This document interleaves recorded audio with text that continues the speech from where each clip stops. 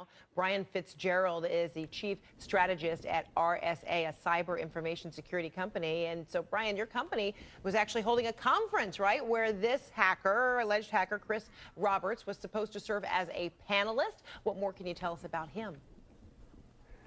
Well, actually, he was a speaker at the RSA conference, a panelist. The RSA conference is the world's largest security conference. So over 30,000 security professionals were coming to San Francisco to really address these very topics, to start to understand how we're securing the world today, what's working and what's not.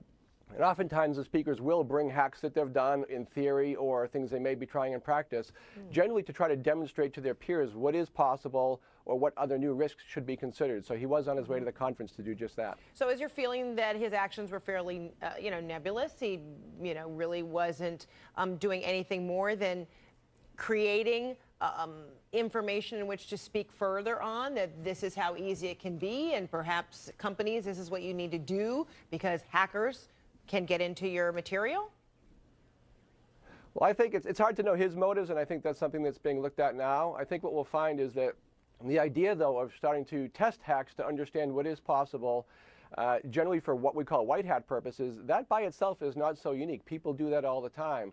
The challenge, of course, is when you demonstrate something's possible even for good motives, people with less good motives can sometimes take advantage of that as well. So in this case, I think they'll have to look at it, and even if his intentions were good, of course, they will have to understand, did he break any laws?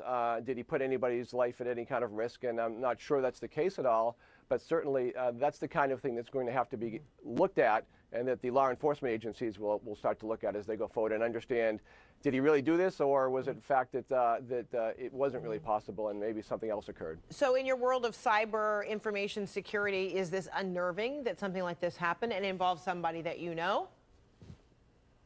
RSA is a very big player in the industry, so we're very well connected.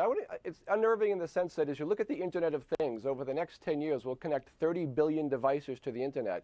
There'll be cars, there'll be elevators, there'll be refrigerators, and we're only starting to figure out now how to make those things secure. So as we computerize more of our world, we start to tie the physical and the digital worlds together. And the most unnerving thing, playing this forward over time, is could somebody actually create a hack that doesn't just steal information or credit card data, but in fact puts people's lives at risk in some fashion. So to me, that's the most important part. Right, because you hear this, and one has to wonder if his alleged actions mean that somebody can do something very similar and make it very dangerous for the flying public.